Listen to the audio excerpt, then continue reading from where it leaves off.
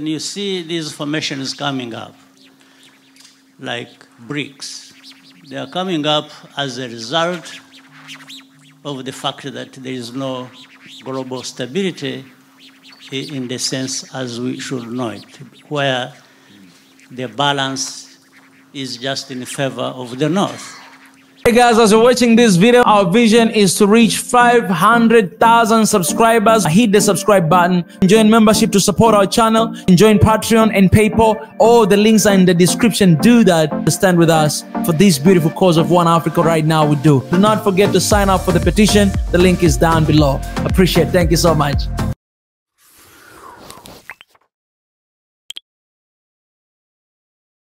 Time is tight.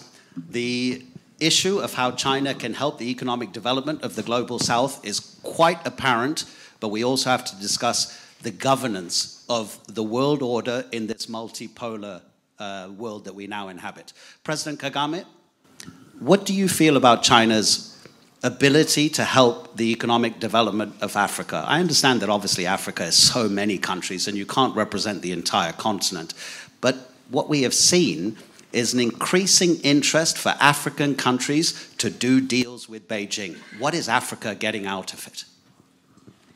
Well, thank you. First of all, let me say China rising is a good thing.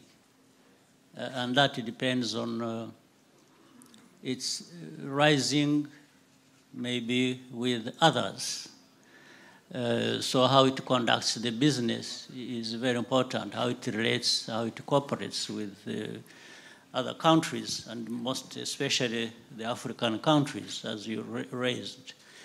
So it's a good thing.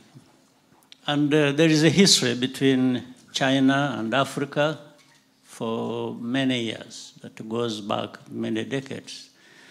When Africa was, most of the countries on the continent were getting independence. They had a lot of support from China at the time. Now, the cooperation is presents more value in terms of trade, investment, and to the point, I specifically give you an example. When there was a removal of tariffs recently, we have seen for Rwanda, the value of trade we had with China rose from, say, 35 million US dollars, to a very tiny amount, to 150 million. So that speaks for the benefits of such measures that have been taken. I also imagine for other countries that even have bigger economies than Rwanda on the continent have benefited much more.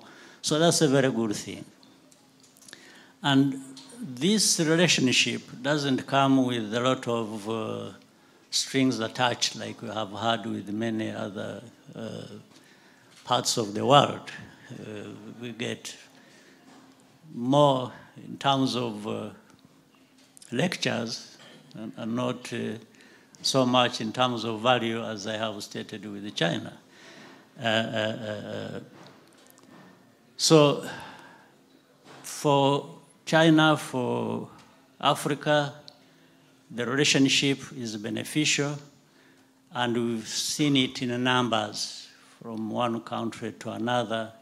And recently, the meeting we had, FOCAC in Beijing recently, we saw that demonstrated in terms of attendance and discussions and contracts signed, and also the growing value presented by Belt and Road Initiative that has been put in place by China.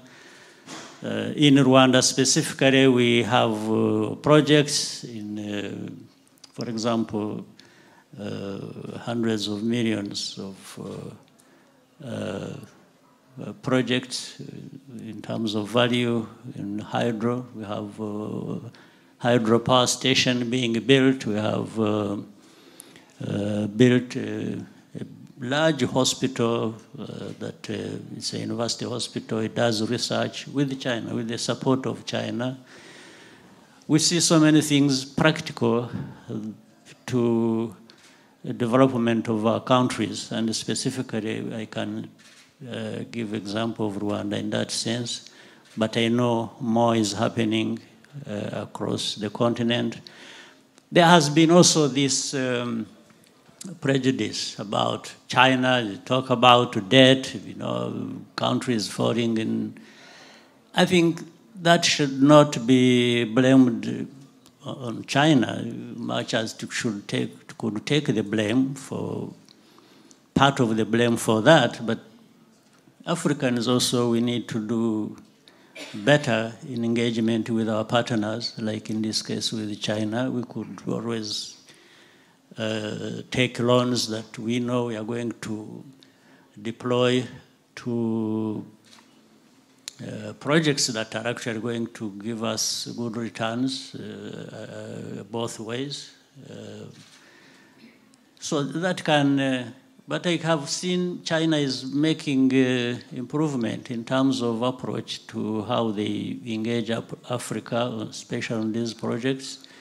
They target projects, not the kind of very big projects that consume a lot of money, but in the end you don't, or in the process, it is not well implemented and cause problems. So I think, and that's where the governance part comes in. The governance is about getting things right, properly, targeting the right people, the right places, and getting the returns you want from the beginning.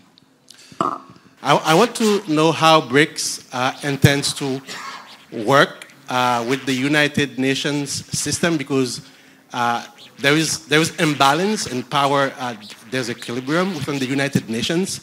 Is there a strategy for BRICS to kind of rectify the process where there is a tendency that the Western countries have leverages and influence over decision-making processes within the United Nations? Okay, if you don't mind, I'll kind of reframe the question, because I'd like to hear from President Kagame, if you don't mind. In terms of your experience with China's ability to positively affect economic development, we've got the BRICS and BRICS Plus, we've got the Belt and Road Initiative. Do you see any potential pitfalls or dangers in terms of upsetting the global order that would produce a more negative effect to what we're seeing at the moment? Because at the moment, the only negatives seem to be kind of almost philosophical warnings from the global north, rather than anything concrete that we've seen yet. So far, everything seems to have been progressing smoothly, but many people are saying, just wait. You will see that China will use all of this economic development for its own geopolitical purposes. Well, to my understanding, for global order, the purpose is to have global stability, which we don't have. So when you see these formations coming up, like BRICS, they are coming up as a result of the fact that there is no global stability in the sense as we should know it, where the balance is just in favor of the North. So the global South, first of all, we also need to realize that there is a lot we can do that benefits us in the global South. So, but we need to come together, we need to work together. And after that, we can even gain more by having global South cooperate with the global North. But the global North has not been favorable to that kind of cooperation that creates that stability, that feels that everyone is gaining from that cooperation. And that led to the BRICS. BRICS, I'm sure, will, in a way, act as a check to the limitless use of power and means that the North has. So maybe it moves all of us to that stability we are looking for. Now, for China, I don't see why, in fact, the first question, with China growing, becoming more powerful, stronger, we don't see anything in history that suggests that China has misused its strength. I don't see it. Rather, we have been benefiting from the cooperation and the attitude to bring everybody to the table where everyone feels they are winning in the process. That is, to my understanding, what China presents. But we will not avoid geopolitical competition. That exists for a fact. And China being a part of that, I think, presents a fair and a balanced way of competing. So the reduction of the misuse many times of the power held by the global North, I think is very important, and China has been contributing to that in many ways. And for the global South, those of us, small, big countries, we just need to work together and make sure that we are contributing our fair share to this global stability that the world wants. Well, the theory is supposed to